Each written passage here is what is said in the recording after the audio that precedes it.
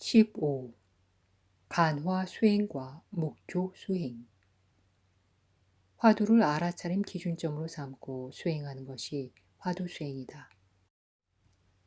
화두 수행 창시자인 대해종고는 화두를 전심전력으로 알아차림하면 10일 정도 짧은 기간 안에 마카팔라에 들어 니빠나를 체험할 수 있다고 했다.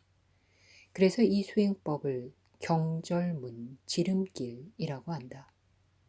여기서는 깨달음 족집계 과외 또는 깨달음 단기 속성 과정이라고 한다. 화두 수행 성립 배경을 살펴보면 다음과 같다. 공안에서 발전한 것이 화두다. 공안은 해당 상황을 말이나 글로 묘사하다 보니 약간 길게 설명한다.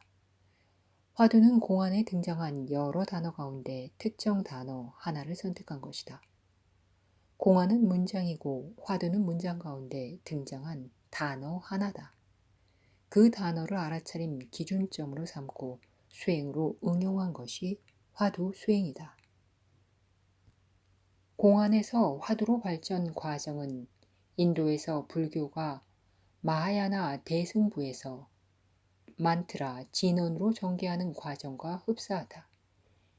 경전을 읽고 배우는 것은 수행의 참고사항은 되나 수행 자체는 아니다. 경전 배울 때 분석, 사유, 논리를 사용하는데 이것은 지식을 성장하는 자양분은 되지만 직관지인 빠냐가 성숙하지 않는다. 만트라는 경전에 등장한 주인공 이름을 반복해 외우면 공덕이 된다고 주장했다. 만트라는 주인공 이름을 반복해 부르는 과정에서 소리에 마음 근육이자 알아차림 기능인 사티가 집중하면서 마음 압력을 형성하고 그 압력이 마음 공간에 재차 가해지면서 기억 이미지와 결합한 마음 오염원이 녹아내리고 전체 상황 통찰 기능인 빤야가 성장하는 것을 발견했다. 복받기 위해 기도한 것이 도리어 수행으로 발전했다. 수행 중요성을 강조한 마하야나가 수행과 멀어지고 기도하자고 시작한 만트라가 도리어 수행과 가까워진 것은 주장과 행위는 반드시 일치하지는 않음을 보여준다. 공안과 화두도 마찬가지다. 문장으로 된 공안을 배우면 분석이나 지식은 늘지만 직관지인 빠냐는 성숙하지 않는다. 공안을 배우는 것이 수행을 이해하는 데 도움될 수 있지만 그것이 수행 자체는 아니다. 선배 수행자 사유 방식과 행동 유형을 분석, 사유, 논리를 사용해 수행을 이해하는 데서 한 걸음 더 나아가 직접 수행하는 것으로 발전하는 과정에서 화두 수행이 등장한다. 공안 문장에 나오는 특정 단어 하나를 선택해 그것을 기준점과 이름 붙이기로 삼고 수행하는 화두 수행을 창시한 사람은 임재종 호구파 출신 대해종고다. 그는 임재종 출신이었지만 처음에는 목조 수행을 했다. 목조 수행은 알아차림 기준점을 몸에서 멀리 정하고 이름 붙이지 않고 바라보기만 했다. 그리고 좌념을 강조했다. 이렇게 수행하면 전문가는 몰라도 초보자는 좌념하려고 앉으면 졸음과 혼침에 빠지기 쉽다. 이런 목조 수행 단점을 극복하기 위해 대해종고가 만든 것이 화두를 알아차림 기준점으로 삼고 이름 붙이고 알아차림하는 화두 수행이다. 화두 수행은 좌념뿐만 아니라 행념, 생활념도 중시한다. 화두 수행은 좌념뿐만 아니라 행념, 생활념, 노동념을 강조했다. 알아차림 기준점을 수행자 몸에 정하고 이름 붙이고 알아차림했다. 12세기 화두 수행 등장 배경은 위에서 설명한 목조 수행 기술뿐만 아니라 당시 정치사회 배경도 한몫했다. 대해종고가 활동한 12세기에는 송이 금의 팽창으로 북방 영토에서 밀려나고 축소하던 시기이다. 이 무렵 송은 금과 전쟁을 해야 할지 말아야 할지를 두고 많은 논란이 있었다. 민족주의 성향을 가진 사람은 무신을 중심으로 전쟁을 해야 한다고 주장했다.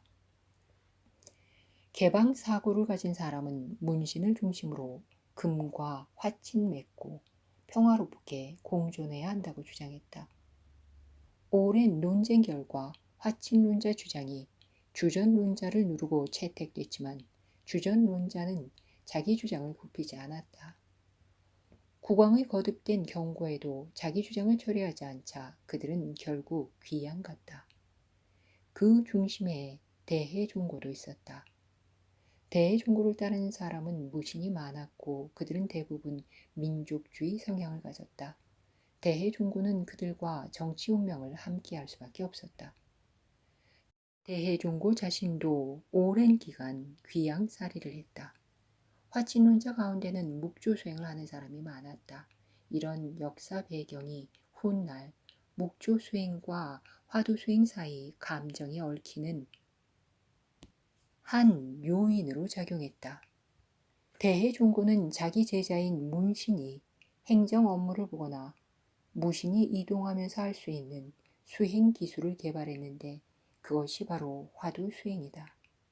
화두수행은 생활 현장에서 할 수 있도록 개발된 수행 기술이다.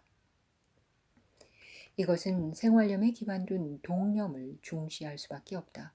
그러나 대해종고도 강조했듯이 어디까지나 붓다 정통 수행법은 좌념이 핵심이자 기본이다. 화두수행을 만든 대해종고는 처음에는 묵조수행을 했다. 그러다 묵조수행 폐해를 인지하고 묵조수행 단점을 개량하고 보완해 화두수행을 창안했다. 대해종고는 묵조수행을 하다 화두수행을 창안했지만 붓다 정통수행자로 수행 지도하다 입적했다. 묵조수행 창시자이자 오랜 수행 선배였던 천동굉지는 죽기 직전 묵조수행 도량인 천동사를 대해종고에게 부촉하고 입적했다. 어차피 한 법이다.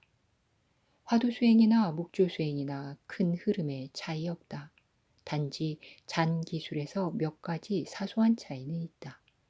본질은 둘 다 붓다가 창안한 정통 수행법이란 점이다. 대해종고는 귀양가 있으면서도 제자에게 편지로 수행 지도했다.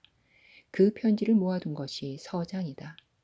서장은 대해종고가 가장 힘들 때 서술한 내용이다. 거기서 지적한 것은 귀양이 풀리면서 대부분 해소됐다. 50여 년이 지난 후 1190년대 중엽 서장을 읽은 보조진울이 화두수행 기술을 도입했다. 그러나 문제는 수행 기술을 책으로 도입한 것에 한계가 있었고 한창 탄압받고 힘들 때 써둔 내용과 날카로운 용어를 사용한 것을 받아들인 점이고 고려와 보조진울이 중국 문화 주변부 문화 특성으로부터 자유롭지 못했다는 점이다. 묵조수행과 화두수행 갈등 배경에는 당시 정치 현실도 한몫했다. 대해종고와 천동굉지는 서로 멀지 않은 곳에 있는 수행 도량에서 정진하고 있었다. 금이 송으로 침입해 왔을 때 먼저 천동굉지 수행 도량으로 갔는데 안개가 끼어 절에 당도하지 못했다고 한다. 금의 군대가 대해종고 수행 도량이 왔을 때 수월하게 침입해 도량을 쑥대밭으로 만들었다.